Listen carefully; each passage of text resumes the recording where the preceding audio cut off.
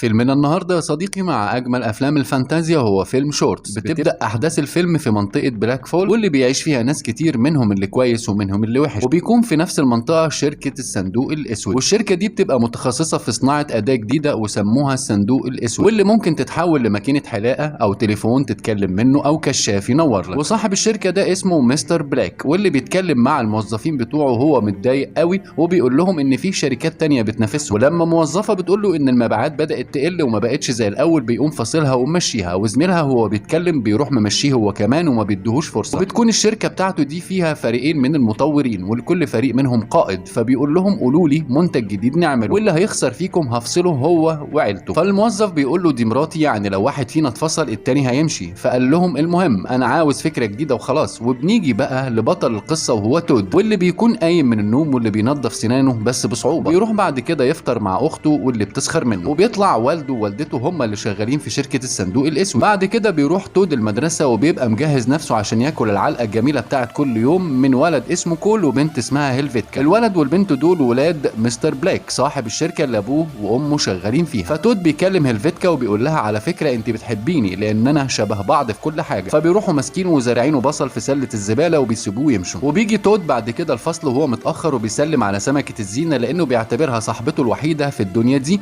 وزميله بيكون واقف بيقول انه لقى حجر بيحقق اي امنيه. بيخلص الولد وبتطلع هيلفيتكا تتكلم عن الدبابير. الحصه بتخلص وبيكون تود قاعد لوحده، وبيجي الولد لوجي اللي كان بيتكلم عن الحجر الملون واللي بيحقق الامنيات، وبيقعد معاه وبيديله شوكولاته وبيقول له ما ينفعش تخلي العيال دي تفضل تضربك كده على طول. وبيجي اخواته ياخدوه فهو ماشي كأن جيبه فيه مصنع شوكولاته لانه بيطلع شوكولاته كتير جدا من جيبه. تود بياخد بعضه ويروح على بيتهم، فبيلاقي كول واصحابه بيجروا وراه عاوزين يضربوه، فبيستخبى تود منهم فبيحدفوه بالطوب. ولما شافوه طلع فوق شجره يستخبى منهم، فضلوا يضربوا عليه ويحدفوه بالطوب. وبالصدفه كول لقى حجر ملون يروح حاتفه على تود بيجي فيه وفي دماغه ويوقعه. ولما بيقع تود من على الشجره بيلاقي الحجر وبيسمع حد بيقول له اتمنى امنيه، وبيفضل الصوت يقول له اتمنى امنيه لحد ما فعلا تود بيتمنى انه يلاقي اصحاب مختلفين زيه. وبيظهر بالفعل 4 كائنات فضائيه جنبه وبيتصاحبوا، وبعد كده بياخدهم ويروح بيتهم وبيحطهم في شنطته قبل ما يدخل البيت. ولما بيدخل بيلاقي ابوه وامه هم قاعدين بيتعاتبوا مع بعض عشان محدش فيهم راح جابه من المدرسه. في الوقت ده بتكون الكائنات الفضائيه خرجت من شنطه تود وراحت المطبخ وبهدلته. طبعا كلهم بيسمعوا اصوات في المطبخ، ولما بيروح تود هناك بيلاقيهم مجهزين له عشاء حكايه، وبيكون ابوه وامه بيتعشوا. فمستر بلاك بيتواصل معاهم بالتليفون وبيسالهم عن الشغل بكل عجرفه وكأن الموظفين اللي عنده دول عبيد. تود بعد كده بياخد صحابه وبيروحوا غرفته فبينضفوا له غرفته. ابوه بيطلع وراه وبيشوف غرفته وبيبقى مبسوط منه قوي. تود بعد كده بيخليهم ينضفوا له اسنانه وكمان يصلحوها. اخته بتدخل غرفته وبتفضل تدور على مفاتيحها عشان هي خارجه، وبتلاقي حجر ملون اللي هو بتاع الامنيات، وهي بتكلم صديقها على التليفون. فبتقول لصديقها انا نفسي تكبر بقى وتبطل الجنان اللي انت فيه ده. فجاه صديقها بيقول لها انه بقى عملاق وضخم. طبعا كده هي امنيتها اتحققت وهي ما تعرفش. وبتلاقي المفاتيح بعد كده وبترمي الحجر وبتمشي بعدها. وبيكون اصحاب تود صلحوا اسنانه ومش محتاج بعد كده لتقويم السنان. تاني يوم الصبح وهو رايح المدرسه اخته بتعدي من جنبه وهي بتكلم صديقها واللي بيقول لها انه دخل المستشفى، وهم بيحاولوا دلوقتي يعملوا له اوضه لان حجمه بقى كبير قوي. طبعا البنت مش مصدقاه وفاكراه بيهزر. بتقف جنب تود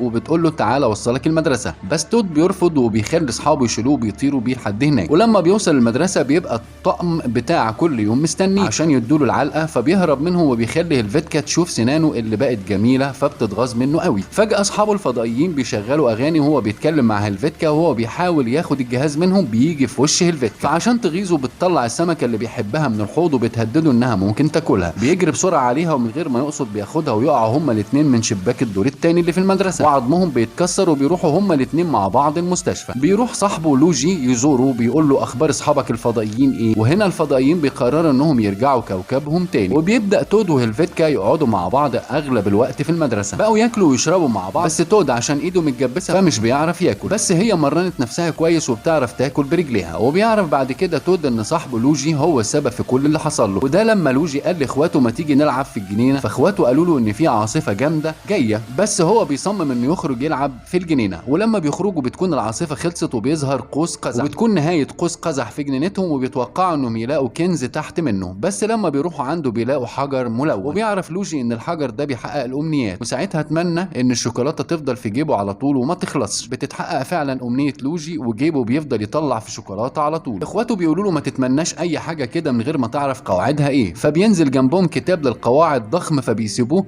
وبيتمنى بعدها انه يبقى في حصن كبير حوالين منه خندق مليان تماسيح وافاعي. ساعتها اخواته بيتخانقوا معاه لانه كل واحد فيهم عاوز يتمنى امنيه.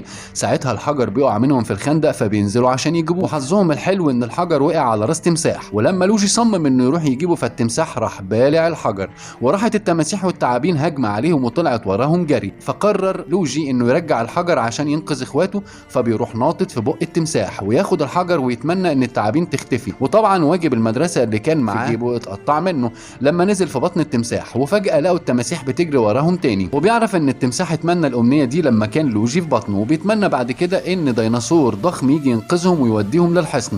وبرضه التماسيح مش سايباهم في حالهم وبتطلع لهم الحصن، وبيتمنى تود انهم يرجعوا بيتهم تاني ولا كأن حاجه حصلت. وبعدها بيتمنى اخو لوجي انه يبقى حد فيهم ذكي جدا. بصوا لقوا اختهم البيبي دي هي اذكى واحده فيهم، لدرجه انها كانت بتفهمهم وبتتواصل معاهم بعقلها من غير ما تتكلم معاهم.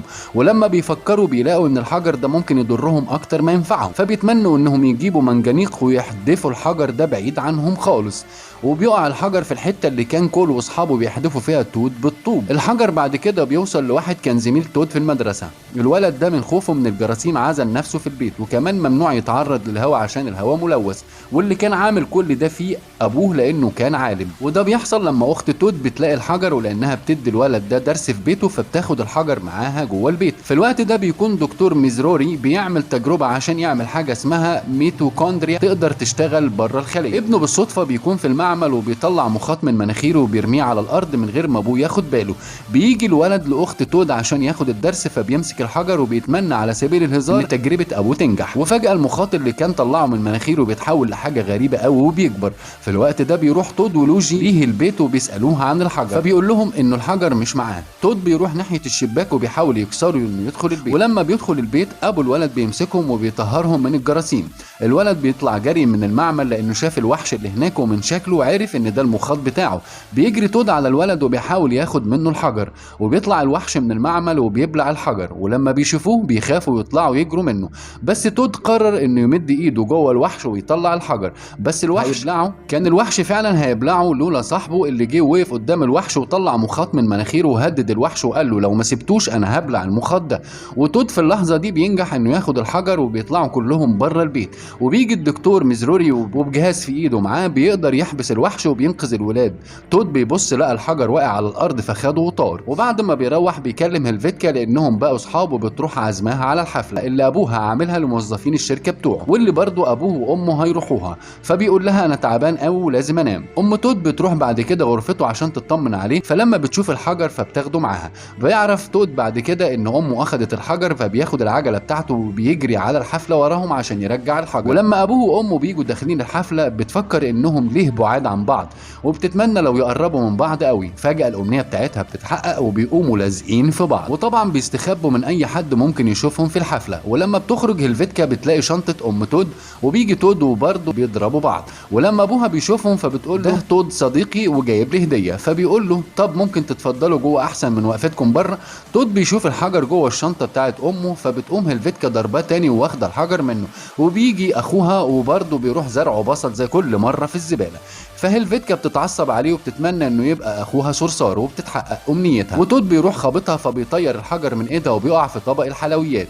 بيكون ابوه وامه شايفين اللي حصل معاه فبيبقوا عاوزين الحجر. بعدها مستر بلاك وهو بياكل الحلويات بيمسك الحجر بالغلط، وبالصدفه بيتمنى ان كل اللي معزومين في الحفله يبقوا زي روحه. وهو في الاصل بيكره نفسه وبيكره كل الناس، فكل الناس بتتخانق مع بعضها وبيقع الحجر على الارض. ولما هلفيتكا بتمسك الحجر ابوها بيزعق لها وبتتمنى ان ابوها ودانه تبقى كبيره، وبتتمنى موتوسيكل سباق وبتاخده وبتهرب بعدها. بس وهي طالعه بسرعه بتقع من على الموتوسيكل وبيقع الحجر منها، وبيرجع الحجر قدام ابوها تاني. تود بسرعه بياخد الحجر وبيتمنى ان كل حاجه ترجع زي الاول. بترجع هلفيتكا لتود وبتقول له هات الحجر ده، فبيقوم تود واخد الحجر وبيروح رميه بعيد قوي. وبيروح الحجر لبيت دكتور ميزروري وبيحصل كل اللي حكيناه. وبعد ما تود ولوجي بيهربوا بالحجر بتيجي هلفيتكا واخوها وياخدوه منه ويضربوا في بعض، وهي وتود ولوجي واخواته. وكل المدينه تقريبا بتبقى بتدور على الحجر ده. المدينة كلها بتتقلب على الحجر ده وبيبقوا كلهم عاوزينه، لحد ما بيمسك الحجر مستر بلاك وبيتمنى انه يبقى معاه فلوس كتير جدا. بس بنته بتخدعه وبتقول له انه يتمنى ان كل اللي حصل معاه ده يختفي، والحجر بقى بيروح من واحد للتاني من الناس. وبيظهر هنا صديق اخت تود اللي بقى فعلا ضخم جدا، وبتحصل حرب كبيرة وبيتحول مستر بلاك لوحش اسود، وبنته بتتحول لدبور كبير قوي. ومرة واحدة بيلاقوا كل الامنيات اللي تمنوها اتلغت وبيستغربوا من اللي حصل ده، لحد ما بتيجي اخت لوج الصغيرة واللي بقت ذكية جدا البيبي، واللي بتقول لهم انكم خرجتم القواعد بتاعة الحجر وعشان كده الحجر ما بقاش مستقر، وبتطلب من الحجر انه لازم يسيبهم ويمشي، وان ده كان درس لكل اللي اتعامل مع الحجر، وبيقفوا كلهم مع بعض لحد ما بيقدروا انهم يدمروا الحجر. بعدها الدنيا بتمطر وبيظهر قوس قزح، والحجر بيروح لمكان تاني ومدينة تانية، بس بيكون الناس اتغيرت وبيحبوا بعض وبيعاملوا بعض باحترام. ده حتى مستر بلاك نفسه بيتغير وبيبقى كويس. والهدف من القصة انه مش شرط ان كل امنية بنتمناها بيبقى فيها خير لينا، واننا نرضى بالواقع اللي احنا فيه. وبكده بيخلص فيلمنا النهارده. ربنا ما يحرمنا من الافلام الجامده دي اللي مخليانا دايما معاكم. وما تنساش يا صديقي تشترك في القناه وتفعل زر الجرس عشان يوصل لك كل فيديو جديد بننزله. ولو عجبك الفيديو اعمل لايك، ولو وصل الفيديو ل50,000 لايك هنزل لك الجديد.